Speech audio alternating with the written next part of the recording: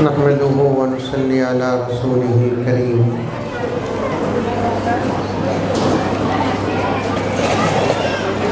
अम्मा बअद फ़अऊज़ु बिल्लाहि मिनश शैतानिर रजीम। बिस्मिल्लाहिर रहमानिर रहीम।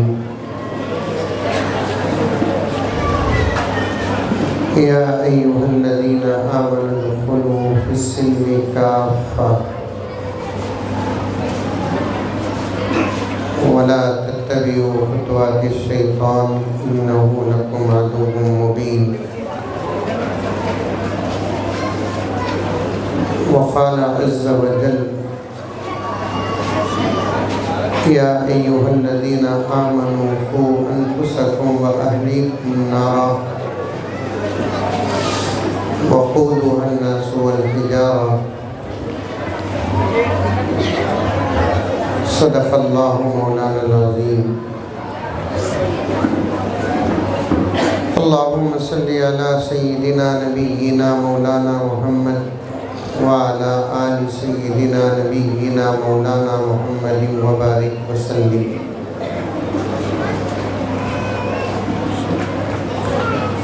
मुअज़्ज़ज़ सामीन और ख़वातीन इस्लाम,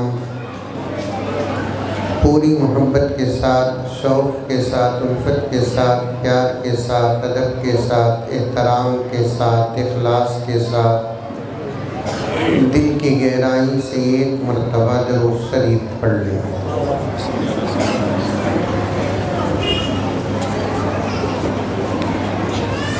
असल जो प्रोग्राम था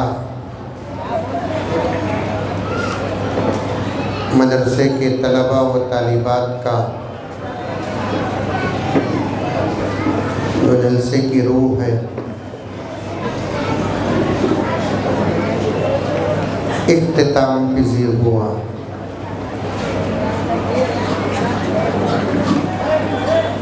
ख़यालात व तासुरात के लिए आज इसको बिठाया गया है।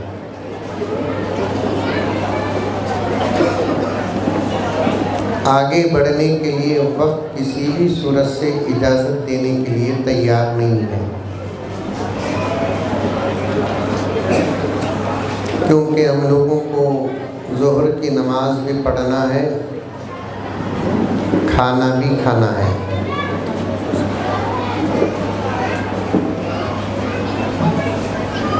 बस दुआ करें कि अल्लाह ताला मेरे मुख्तसर से वक्त में खूब बरकत अता फरमाए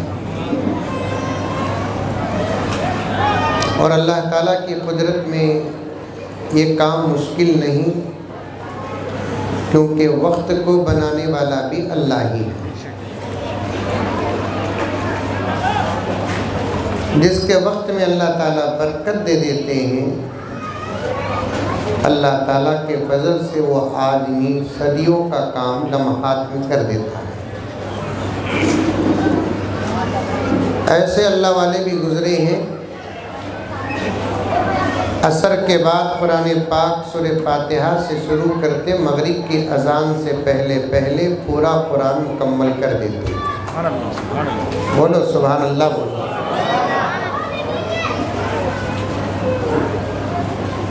ऐसे अल्लाह वाले भी गुजरे हैं, फजर की नमाज और वज़ाइफ से फारिग होकर कुरान पाक की तिलावत करते, सूरज तुलू होने से पहले पहले मुकम्मल कुरान पाक फरमा देते। अल्लाह वक्त में बरकत देता है। लेकिन ये वो लोग थे जिनकी ज़िंदगी सरापा नेक थी। नेक लोगों के वक्त में अल्लाह बरकत देते। जिनकी ज़िंदगियों में नेकियां नहीं, गुनाह ज़्यादा होते हैं, तो गुनाह के सज़ाओं में से एक सज़ा वक्त की बेबरकती। पर्दे में बैठी हैं औरतें, तवज्जो के साथ सुने। एक ज़माना वो था, फजर पढ़ को घर का मर्द घर को आने से पहले पहले नाश्ता तैयार रहता था। हमारे बड़े बैठे हैं, नौजवाना बेशक बोलो नको, बुढ़ापे का लेबल लग जाएगा।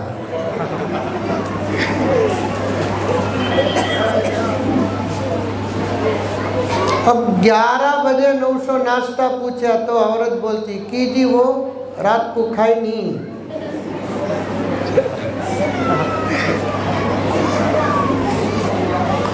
वो भी मोहब्बत से पूछा तो ये जवाब, जर्रा गुस्से से पूछा तो की मर जा रही सो।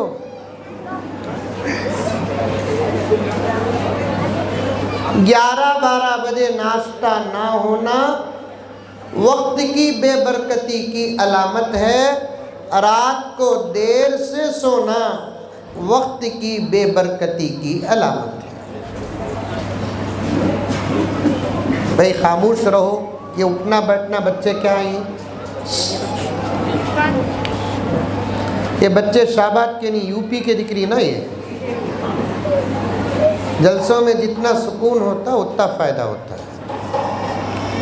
लंबा बयान नहीं करूँगा, 2-4 अशार औरतों के नाम, उसके बाद 2-3 बातें बस। ख़ास तौर पर औरतें सुने, तुम्हारी जिम्मेदारी क्या है। घंटों की तकरीर एक मिसरे में शायर पूरा करता है।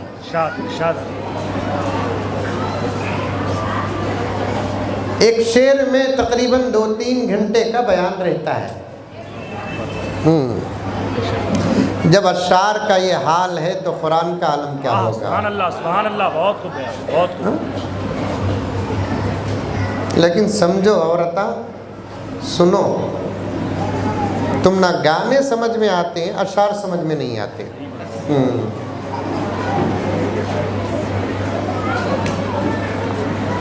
अच्छा इंतज़ाम किया आज के जलसे वालों ने, उनके सामने एक स्क्रीन का इंतज़ाम कर दिया। स्क्रीन के ज़रिए से बहुत सारे औरतों के मुंह में गोदरेज का ताला पड़ता, नहीं तो फिर उनकी ज़ुबान को रोकने वाला कम से कम वली होता है। फिर कम से कम वली का तो बड़े से बड़ा कौन, हज़रत इज़राइल।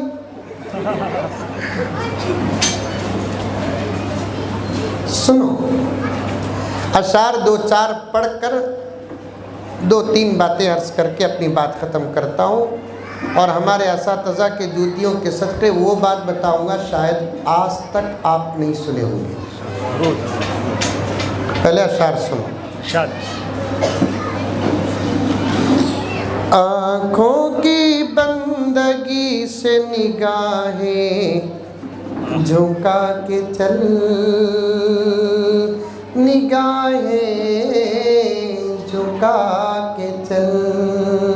सबसे बड़ी इबादत ईमान के बाद मेरी आपा तेरा पर्दा है। बेशक बेशक। नमाज का नंबर पर्दे के बाद, रोजे का नंबर पर्दे के बाद, ज़कात का नंबर पर्दे के बाद, हज का नंबर पर्दे के बाद। पहला नंबर ईमान है, और ईमान के बगैर इस्लाम की कोई इबादत अल्लाह के दरबार में कबूल नहीं। छोटे मासूम बच्चे कलीमा पढ़ रहे थे, दिल बाग बाग हो रहा था। मेरे भाइयों यहाँ बैठे हुए, रात में भी आपकी खिदमत में बात करना है। आज दुश्मनान इस्लाम हमारे ऊपर हमला नहीं, हमारे ईमान पर हमला कर रहे हैं। और एक जुमला कहूं तो शायद आपका सब्र का पैमाना लबरेज हो जाएगा। सारी दुनिया के दुश्मन हमारे कलीमे पर हमला कर रहे हैं। ला इलाहा इल्लल्लाह के तर्जुमे पर हमला कर रहे हैं, माने पर हमला कर रहे हैं, मफ़हूम पर हमला कर रहे हैं, मुहम्मदुर रसूलुल्लाह के अकीदे पर हमला कर रहे हैं। और हम अपने आप को क्या समझ बैठे हैं, इमाम अबू हनीफा का पोता या पोती समझते तो कम से कम बात कबूल होती। हम तो ऐसे फितनों के हालात में कलीमे से, माने से, मतलब से, दुश्मनों के हमलों से बेपरवाह होकर हमारा गुमान ये है कि हम अबू हनीफा के दादा हैं। सही बात।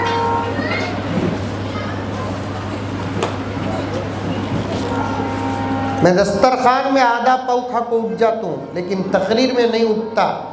नमाज का मसला है तो छोड़ रहा हूँ। यहाँ जितने बैठे हैं बूढ़े मेरे सामने, गुस्सा करो न को, बूढ़े बोलिया बोल को, मैं भी तुम्हारी सफ में चागा हूँ। देखो बाला सवेत हो गई मेरे, बुढ़ापा आयब नहीं बाबा। कच्ची गाली दिए तो शुक्रिया बोलता, बुड्ढे बोले तो पकड़ को मारता। दीवाना। अब औरतों को बुड्ढे भी बोलना नहीं, आपा बोले तो गुस्सा आ रहा है। खाला बोलना नहीं कहते, क्या कहते, नाम ले को पुकारना कहते। क्या एक अस्पताल में एक बेड में पैदा हुए क्या? मैं बारहा कहता हूं शबाब की मेरी आपा, अगर कोई जवान इस दौर का बहालत मजबूरी तुझसे बात करना पड़े और तुझे आपा कहता है तो समझ जा कहने वाले का दिल पाक है। बेशक बेशक। तुझे खाला कहता है, आंटी कहता है, दीदी कहता है, उसकी नजर से तू बच गई। तेरी हया उसके हमले से बच गई। शादी हो को बच्चे हो गए तो कौन बुढ़े बोले तो क्या, कौन जवान बोले तो क्या, अब कौन सा रिश्ता आने का है। मंजे घुघू पूछे, हजरत तुम्हारी उम्र क्या हजरत? मैं बोला पहले रिश्ता लेकर बाद में बोलता हूँ। भाई बोला दो चीज़ों में किसी भी बोलता नहीं बा, एक मेरी मस्जिद की तनख्वाह कितनी है बोलता नहीं, दूसरा मेरी उम्र कितनी है बोलता नहीं।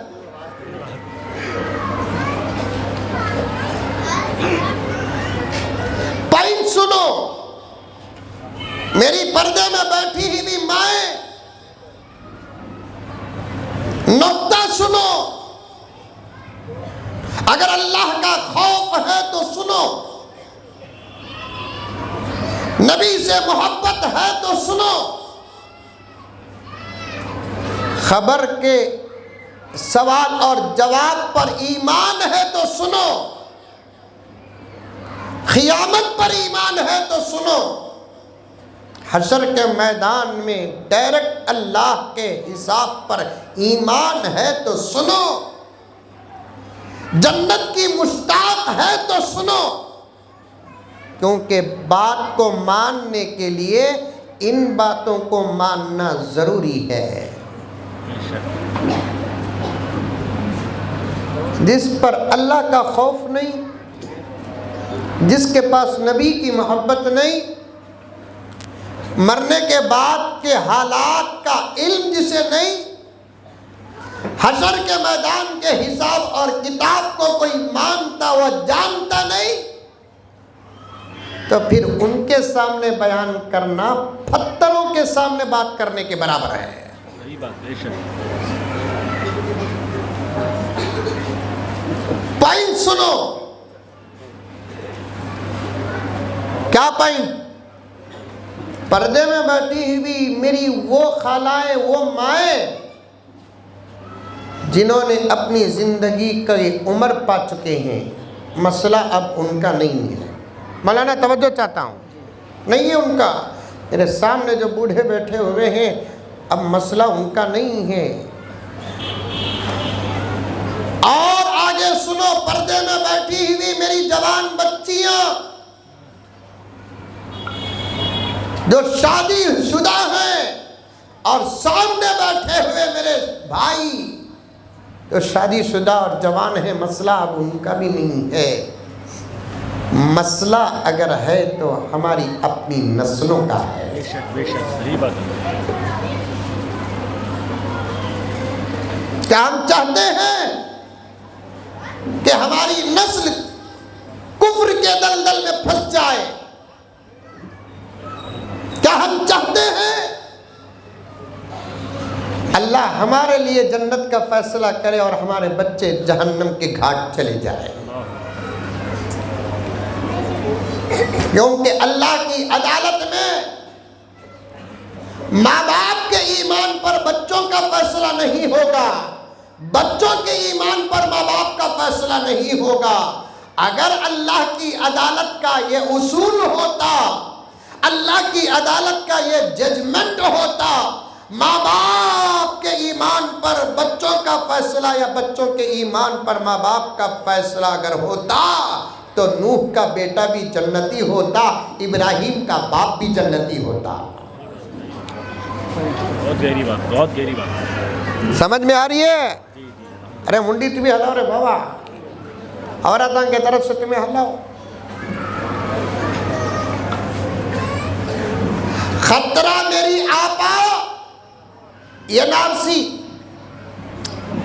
अब फिर भी भूत बाहर आ रहा है। एनआरसी कहते 2024 में जीते तो जरूर लाती, कहते घुग्गुआ ये लाओ लाओ साहब। हमें सबसे पहले अंकल को पूछेंगे, पहले तुम्हारा डेटा पेश करो। मोटे अंकल को पूछेंगे, तुम्हारा डेटा पेश करो।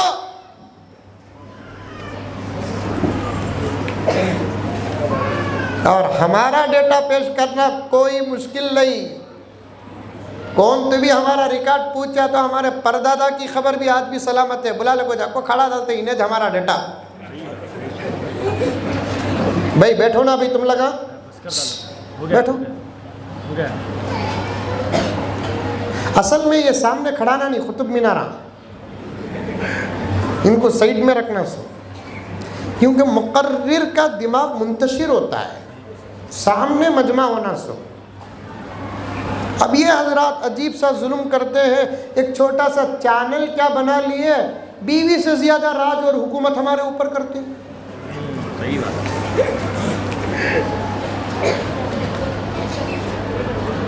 डायरेक्ट सुनने का मिजाज पैदा करो, यूट्यूब से नहीं। यूट्यूब से बात तो सुनाई दे देगी लेकिन फैज नहीं मिलेगा। फैज किसे बोलते? ये इल्म ये दीन सीना बसीना आया है। उलमा की मजलिसों में तुम बैठोगे तो उलमा अपने उलमा की मजलिसों में बैठे, वो उनके बड़ों की मजलिसों में बैठे, वो उनके बड़ों के मजलिसों में बैठे, मजलिसें जाती जाती सहाबा तक पहुँचेगी और सहाबा हुजूर की मजलिस में बैठे। जो फैज़ सहाबा को मिला हुजूर का, वो फैज़ ताबीन को मिला। सिलसिला चलते चलते डायरेक्ट बैठने का फैज़ आपको मिलेगा। 1450 साल गुजर गए, अब पैदा हुए सो ये चैनल्स, ये यूट्यूब वगैरह, लेकिन दीन जो बाकी रहा चैनलों से बाकी नहीं रहा, सीनों से बाकी रहा, सीनों से बाकी रहा। सुनो, पॉइंट बता रहा हूं, तफसील में जाने का मौका नहीं। एनआरसी का भूत फिर से शुरू हो रहा है। एनआरसी का मतलब क्या? साबित करो कि तुम हिंदुस्तानी हो, वरना तुम्हारे हिंदुस्तानी होने को खतरा है। पूरा मुल्क इस लफ्ज और इस कानून के सामने सख्ते में है। डरने की कोई जरूरत नहीं। ये एनआरसी हमारे लिए खतरा नहीं। दौलत पर अगर हमले हो जाए हमारे लिए खतरा नहीं। दुकानों पर अगर हमले हो जाए हमारे लिए खतरा नहीं। खतरा किस बात का है? आने वाली नस्लों के ईमान का है। इनके बारे में मेहनत करना, ईमान इनका बचाना, और ये जिम्मेदारी मेरी पर्दे में बैठी हुई मेरी माँ और आपा, कसम खाकर दलाइल के साथ अर्ज करूं, हमारी अपने नस्लों के ईमान की हिफाजत की जिम्मेदारी बाप पर भी है, लेकिन सबसे ज्यादा माँ पर है। सही बात, बेशक। तू तेरे ईमान को पक्का कर, तेरे लाल का ईमान तेरे पेट में पक्का हो जाएगा। तू तेरे ईमान को पक्का कर, तेरे लाल का ईमान तेरे गोद में पक्का हो जाएगा। तू तेरे ईमान को पक्का कर, तेरी औलाद का अकीदा तेरे घर में पक्का वो मजबूत हो जाएगा। वरना दुश्मनों को इस वक्त के उलमा जितना पहचानते हैं, कोई जमात, कोई लीडर, कोई गीडर, कोई अकलमंद, कोई असली तालीम याफ्ता दुश्मनों की साजिश को उतना नहीं पहचानता। उलमा बैठे हुए हैं, एक जमाने तक डायरेक्ट ईमान से बाहर निकालने की कोशिश करते थे। अमेरिका हो, ऑस्ट्रेलिया हो, हमारे मुल्क की इस्लाम दुश्मन तंजीमें व तहरीकें हो, डायरेक्ट इधर से निकाल कर उधर बिठाने की कोशिश कर रहे थे। लेकिन जब इस मेहनत पर वो नाकाम हो गए, मेरे नौजवान उलमा बैठे हुए हैं, अजहर साहब बैठे हुए हैं, मुफ्ती अनस साहब बैठे हुए हैं, दीगर जवान उलमा जो अभी अभी फारिग होकर खिदमत के मैदान में कदम रखे हैं, इमामत का मुसल्ला संभाल रहे हैं, खिताबत का मिंबर और मेहराब संभाल रहे हैं, इस आजिज को एक पैगाम समझो। डायरेक्ट दुश्मनों ने कोशिश क्या की कि यहां से निकाल कर वहां बिठाया जाए। अपनी मेहनत और अपनी कोशिश में जब वो नाकाम हो गए तो उन्होंने दूसरा तरीका इख्तियार किया। क्या? इनको इनकी हालत में रखो, टोपियों की हालत में रखो, बुरकों की हालत में रखो, मस्जिदों को आने और जाने भी दो, रमजान में रोजे रखने भी दो, माल है तो हज और उम्रा करने दो, नाम मोहम्मद है तो रहने दो, नाम अहमद है तो रहने दो, नाम आयशा है तो रहने दो, नाम फातिमा है तो रहने दो, नाम जवेरिया है तो रहने दो, नाम हफ्सा है तो रहने दो, लेकिन इनकी मेंटालिटी चेंज कर दो। तवज्जो से सुनो, आवाज जहां तक जाती है, जिम्मेदारों मसाजिद के, जिम्मेदारों शहरों के, जिम्मेदारों हल्कों के, कसम अल्लाह की, तुम्हारी नजरें जहां खत्म होती है, हमारी नजरें वहां अल्हम्दुलिल्लाह शुरू होती है। दुश्मनों ने क्या किया, क्या प्लान बनाया, क्या मंसूबा बनाया, क्या लाही अमल बनाया कि इनको इनकी हालतों पे रहने दो, लेकिन इनकी मेंटालिटी चेंज करो, इनके जुमले चेंज करो, रवादारी के नाम पर ऐसे कलिमात इनके जुबान पे दाखिल करो। क्यों?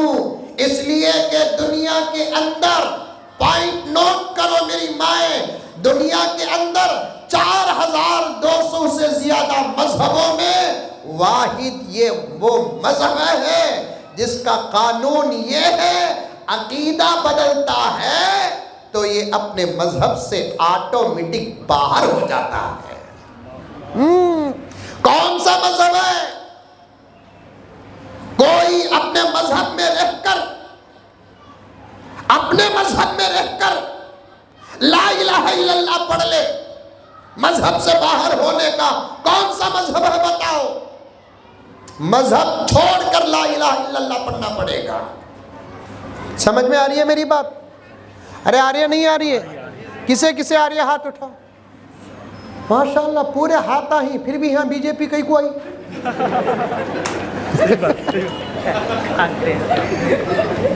उसके बाद सुबह ही पूछ लिया इलेक्शन का नतीजा क्या बोल को। पॉइंट सुनो, कितने मजहब आई दुनिया में? 4208 साल पहले का रिसर्च।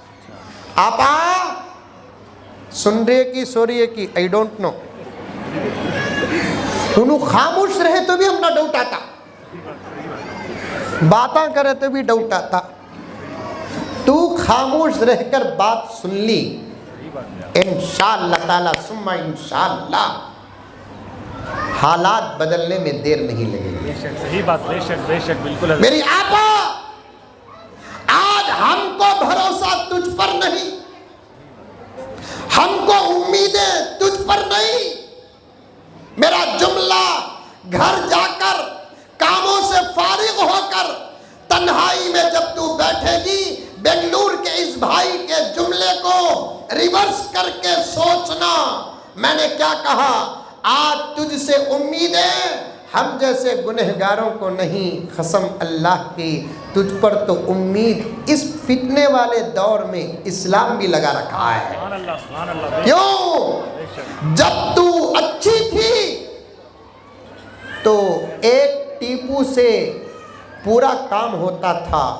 हालात इतने ख़राब हैं मेरी आपा, अब एक रियासत को एक टीपू नहीं, एक मुल्क को एक टीपू नहीं, हालात इतने ख़राब हैं कि हर घर में एक टीपू की ज़रूरत है। सुभान अल्लाह। हर घर में एक मोहम्मद बिन कासिम की ज़रूरत है। हर घर में एक महमूद गजनवी की ज़रूरत है। हर घर में एक कासिम नानोतवी की ज़रूरत है। हर घर में एक रशीद अहमद गंगोही की ज़रूरत है।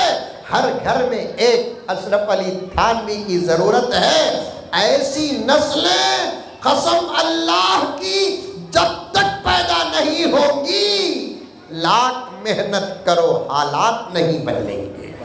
सही बात है। लाख मेहनत करो हालात नहीं बदलेंगे, और हालात बदल सकते हैं तो मेरी आपा इंशाअल्लाह ताला तेरी वजह से हालात बदल सकते हैं। तुझे बनना पड़ेगा, तुझे संवरना पड़ेगा।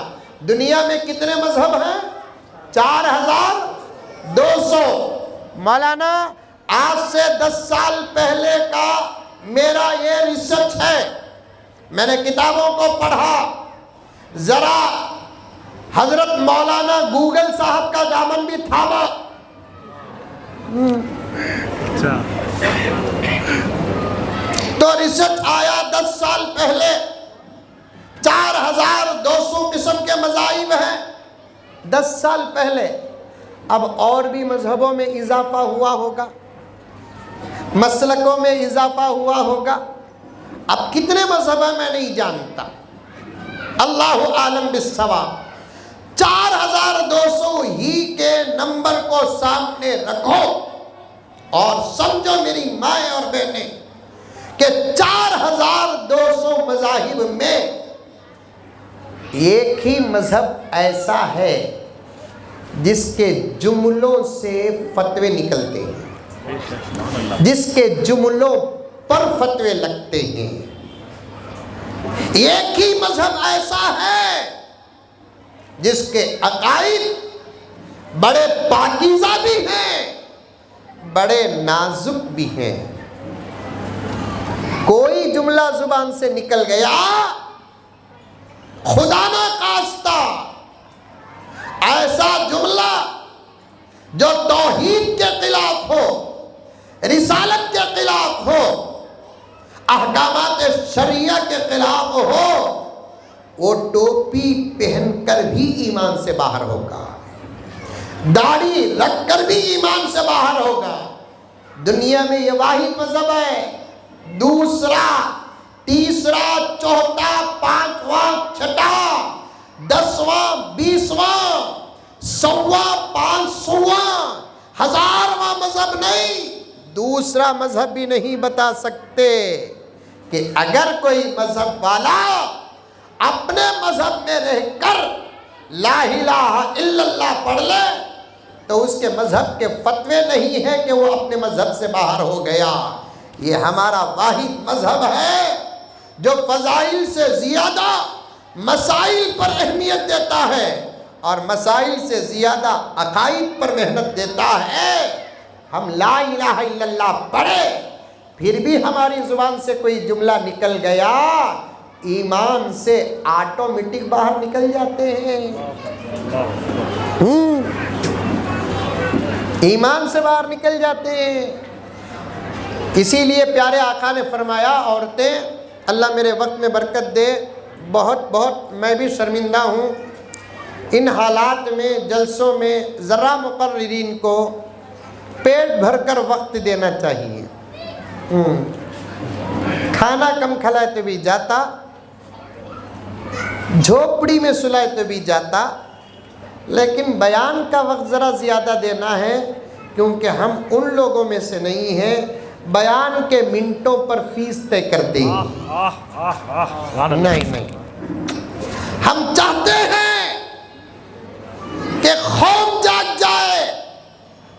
मेरी माएँ और मेरी बहनें, दुनिया की ताकत वेपन्स है, हमारी ताकत का नाम ईमान है, हमारी ताकत का नाम रिसालत है, हमारी ताकत का नाम कुरान है, हमारी ताकत का नाम शरीयत है, हमारी ताकत का नाम ला इलाहा इल्लल्लाह है, हमारी ताकत का नाम मोहम्मदुर रसूलुल्लाह है, हमारी ताकत का नाम हया है, हमारी ताकत का नाम शर्म है, हमारी ताकत का नाम नमाज है, हमारी ताकत का नाम तिलावत है, हमारी ताकत का नाम जिक्र है, हमारी ताकत का नाम दुरूद है, हमारी ताकत का नाम हलाल लुक़मा है।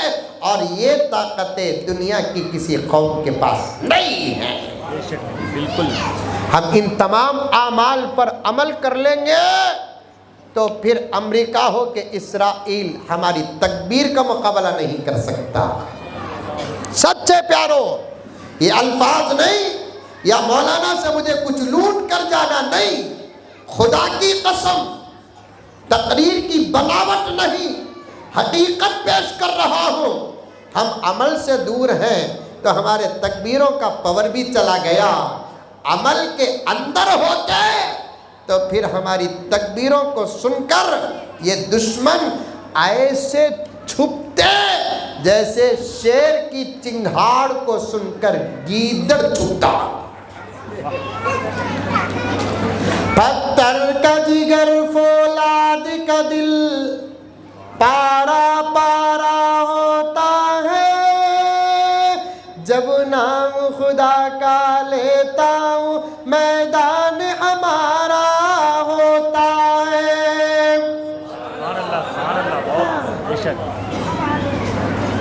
दुनिया में ये वाहिद मजहब है। गौर से सुनो, गौर से सुनो मेरी माएँ। आज दुश्मनों की मेंटालिटी क्या हो गई। अभी 20 पर 2 को एक कार्यक्रम होने वाला है मुल्क में।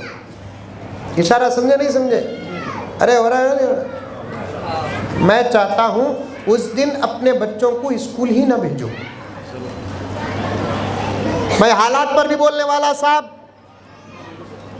तुम ना तुम्हारी दौलत की फिक्र रहेंगी, लेकिन मुझे तुम्हारे बच्चों की ईमान की फिक्र है। बहुत बड़ी बात। क्योंकि मैं नबी का वारिस हूँ, मेरे पास नबी के दर्द का हिस्सा है, अबू बकर की फिक्र का हिस्सा है, उमर की फिक्रों का हिस्सा है। चुपके नहीं अल्लाह ताला कुरान की नेमत अता किया, चुपके नहीं अल्लाह मुसल्ला अता किया, चुपके नहीं अल्लाह मिंबर अता किया, चुपके नहीं कहाँ बेंगलोर और कहाँ शाहबाद, वहाँ से यहाँ बुलाया। मुझे वही काम करना है जो जिम्मेदारी मुझे अल्लाह के रसूल ने अता की है। मुझे वही काम करना है जो जिम्मेदारी सहाबे रसूल ने दी है। मुझे वही काम करना है जो काम ताबीन और तबे ताबीन किए हैं। अब रहा मसला मौतो ज़िंदगी का, मौतो ज़िंदगी का, बिस्तर पर काम करते करते मर गया तो गाजी बनकर मरूंगा, अगर दुश्मन के वार पर मर गया तो शहादत नसीब होगी। 22 तारीख को स्कूल ही ना भेजो। मैं जुमे को भी बोलने वाला था और आगे जलसों में भी बोलने वाला था, लेकिन आज पहली जगह है जो बोल रहा हूँ, शाम में भी इंशाअल्लाह ताला बोलूँगा, क्योंकि एक कार्यक्रम होने वाला है 22 तारीख को, उनका अपना है, उनका अपना है। अभी फैसला नहीं हुआ उस ज़मीन का। जब ज़मीनों से फैसले उल्टे सीधे होते हैं तो फैसले आसमानों से उतरते हैं। जब ज़मीनों से फैसले उल्टे सीधे होते हैं तो आसमानों से फैसले उतरते हैं। लेकिन उस पाक परवरदिगार का एक उसूल है, फैसला उतारने में जल्दी नहीं करता। वो उमली लहुम इन्ना कैदी मतीन इन्ना बदशा रब्बी का लशदीद। फिरौन को जब मौका मिला है तो इन लोगों का क्या हिसाब व किताब है। नमरूद को जब मौका मिला है, इन लोगों का हिसाब और किताब क्या है। शद्दाद को मौका मिला है, इन लोगों का क्या हिसाब और किताब है। मेरे आका जैसी जाते अक़दस के साथ गुस्ताखी करने वाले अबू जहल को जब मौका मिला, अबू लहब को जब मौका मिला, इन बित्तियों का क्या हिसाब और किताब है। आएगा वक्त, आसमान से फैसला जब उतरेगा तो वो दिन उनका नहीं हमारा होगा।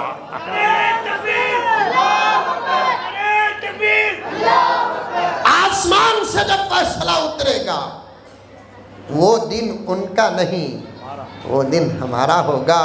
कुछ देर की खामोशी है, शोर आएगा। कुछ देर की खामोशी है, शोर आएगा। वक्त उनका है, वक्त उनका है, हमारा दौर आएगा इंशाअल्लाह, जरूर आएगा। इंशाअल्लाह। मेरी आपा, तेरे सोए हुए ज़मीर को जगा रहा हूँ।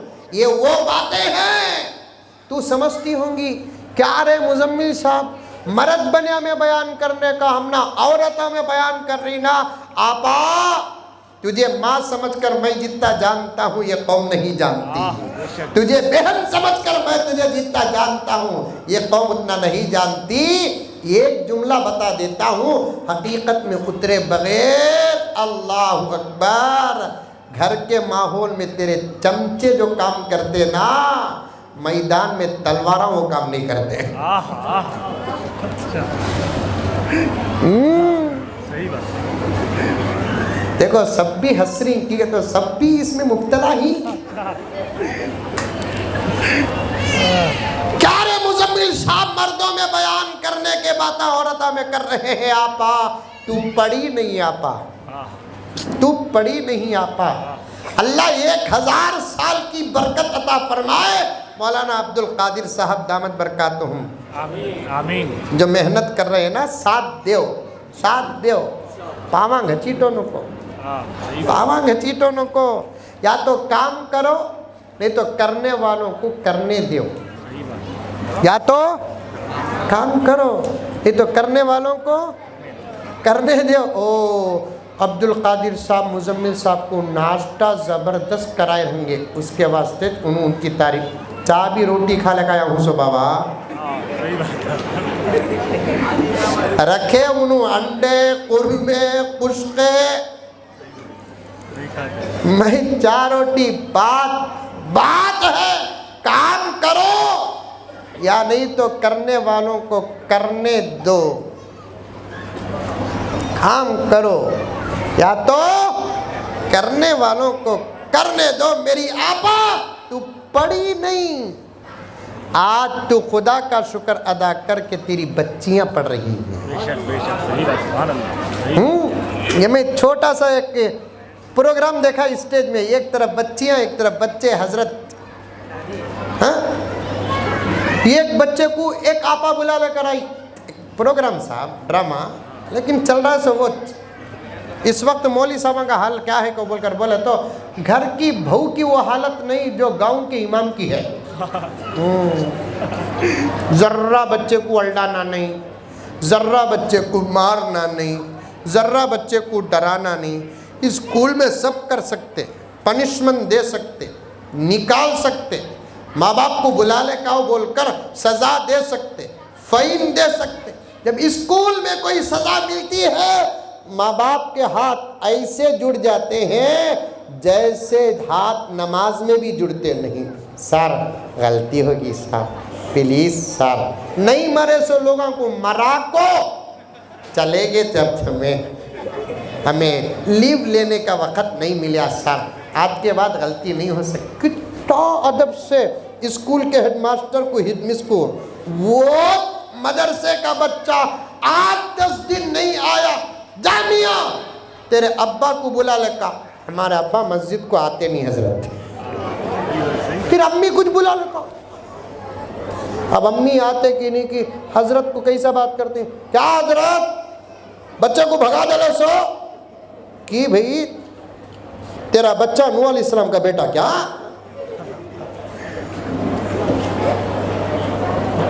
तू पढ़ी नहीं आपा, तू पढ़कर तेरी नस्लों को पढ़ाने का जिम्मा तेरा है।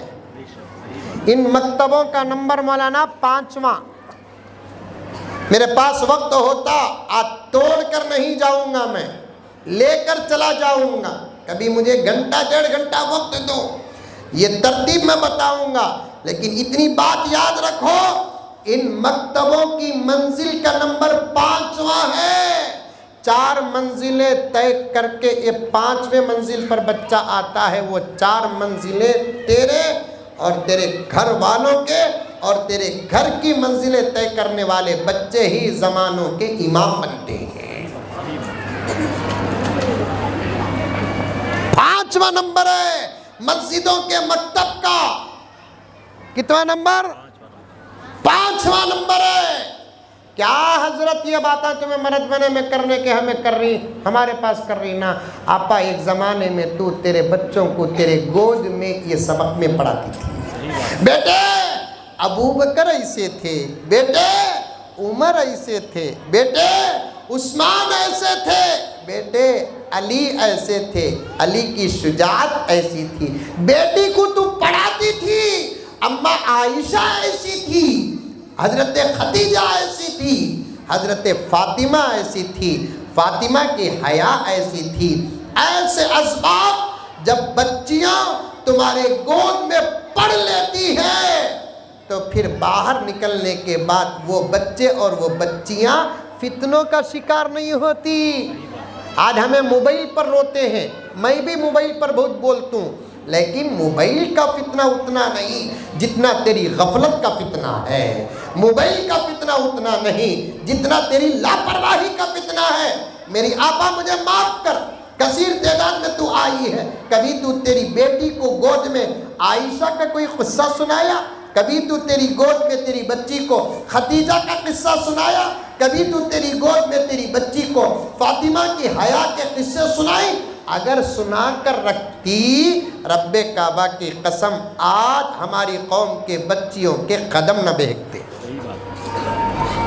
मौलाना तवज्जो चाहता हूँ। एक बहुत बड़े मालदार के घर में मेरी दावत थी।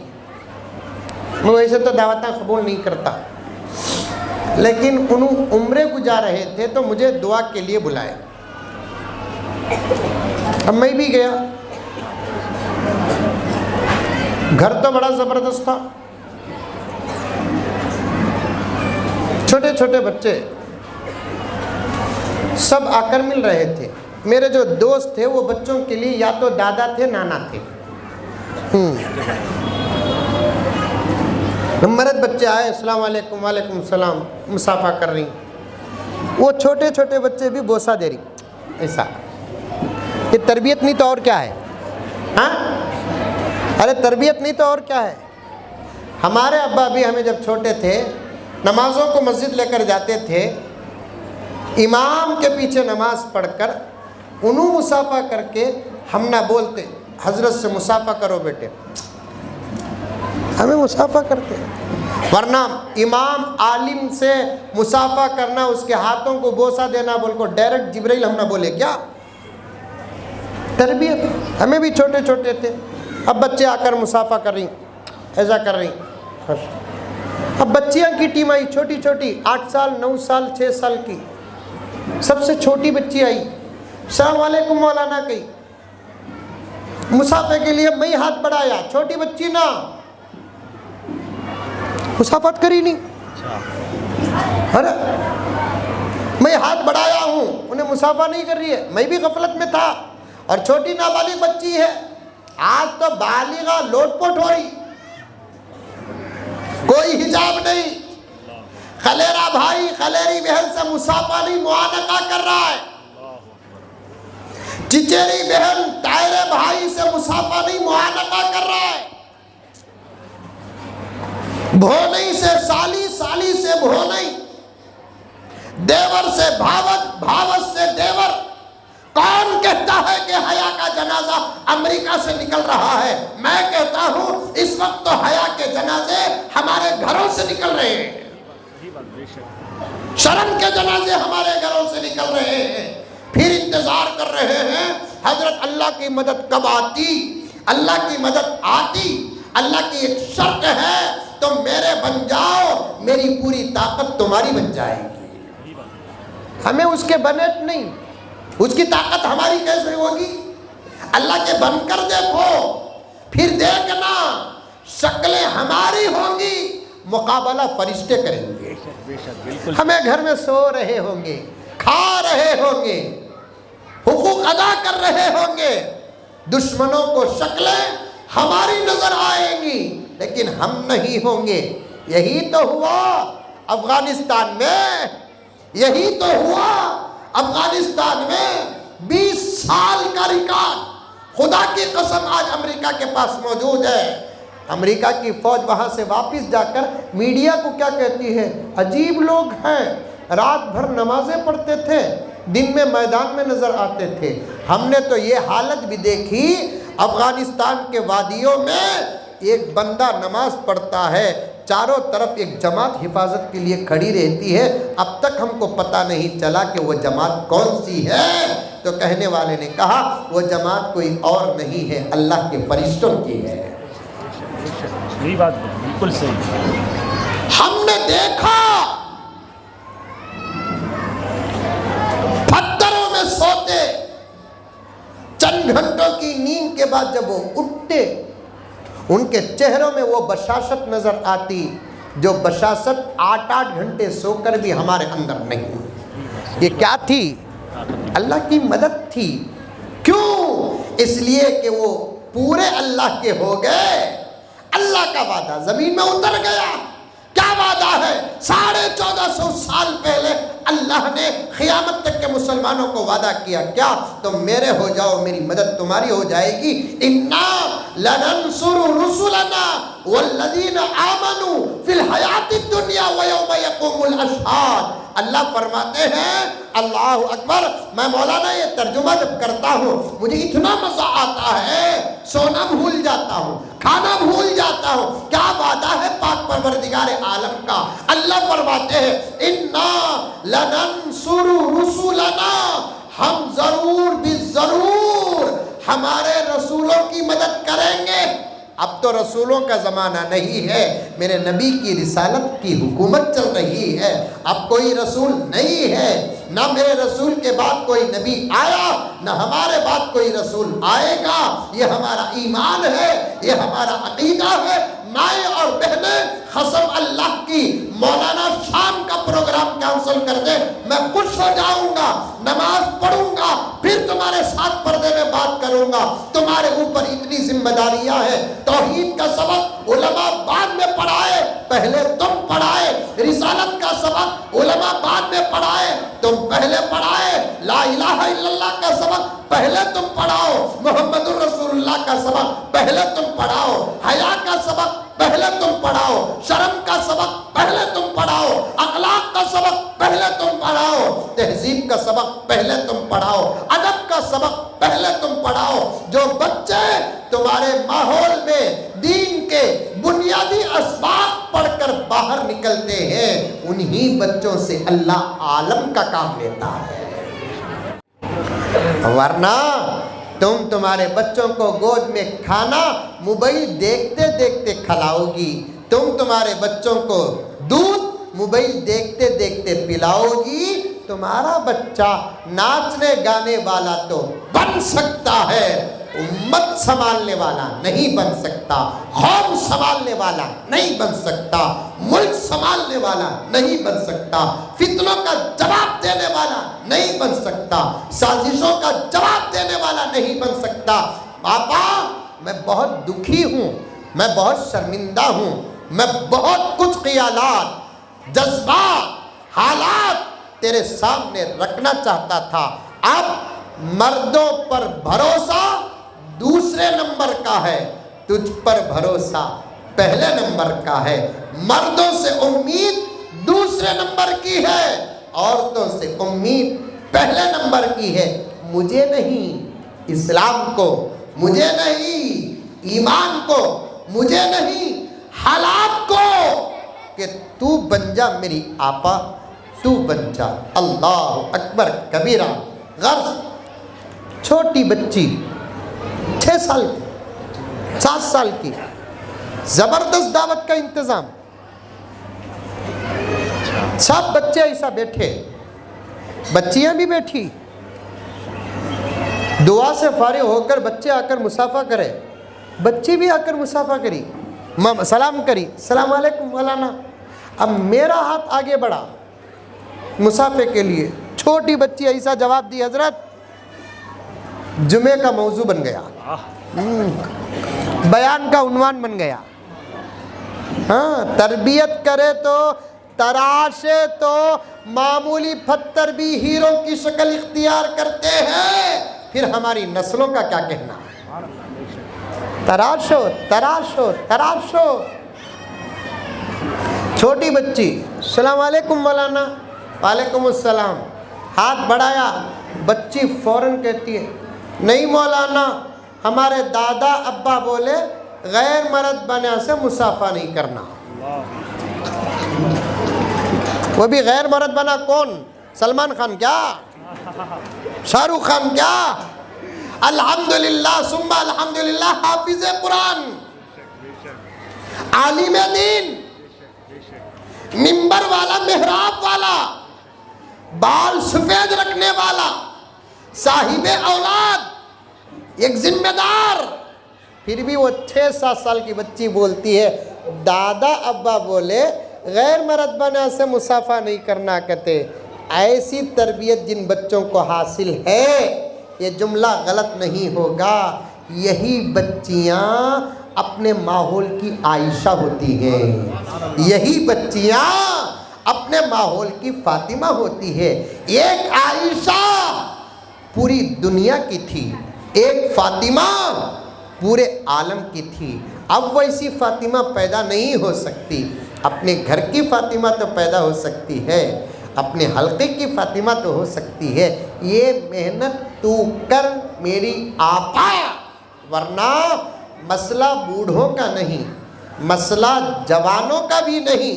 पहचान चुके हैं 30-35 साल की नस्लें अल्लाह रसूल को पहचान चुकी हैं। तकरीबन लाखों करोड़ों में एक का कदम बहक सकता है, लेकिन मसला हमारी इन आने वाली नस्लों का है।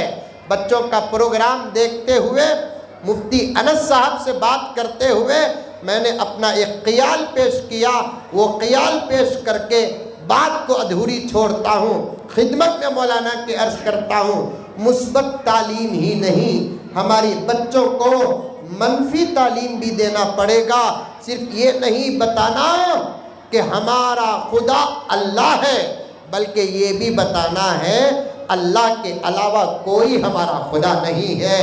ये बताना पड़ेगा हमारी तकबीर ला इलाहा इल्लल्लाह है, हमको वंदे मातरम हरगिज नहीं कहना है, हमको भारत माता नहीं कहना है, हमको वो जुमले नहीं कहना है जो जुमले हमारे ईमान को, हमारी भावनाओं को, हमारे अकीदों को नुकसान पहुंचाती है। एक दौर वो था सिर्फ तौहीद के सबक से मसला हल हो जाता था।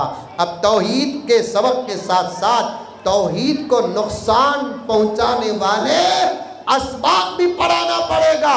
बच्चे को बताओ बेटे अल्लाह के अलावा किसी और की इबादत नहीं, अल्लाह के अलावा किसी और की पूजा नहीं। ला इलाहा इल्लल्लाह कह सकते हैं हम, अल्लाहु अकबर कह सकते हैं हम, जय श्री राम नहीं कह सकते। इसीलिए मैंने आज पहली मर्तबा कल तक के हालात को सामने रखकर आज मैं डंके की चोट में कहता हूँ, अगर हो सके तो 22 तारीख को हमारे बच्चों को स्कूल हरगिज न भेजो, इसलिए कि अब स्कूलों में तालीम नहीं होती, मजहब की दावतें दी जा रही हैं, मजहब की तबलीग हो रही है। अगर ये अंदेशा आज से 50 साल पहले हमको होता, 60-70 साल पहले हमको होता, हमारे पास इस मुल्क की कई लाख एकड़ ज़मीनें हैं, हम वहीं ज़मीनों पर हमारी कौम की स्कूलें बना देते तो आज बात ही कुछ और होती, सही बात। बात ही कुछ और होती। इसीलिए शेरे बब्बर हजरत शाह अरशद मदनी दामत बरकातुम फरमाते हैं, कौम के मालदारों को अब मस्जिदें और मदरसे बनाने की उतनी ज़रूरत नहीं है जितने स्कूल्स बनाने की ज़रूरत है, क्योंकि मस्जिदें अब आबाद करने की ज़रूरत है, मदरसे आबाद करने की ज़रूरत है।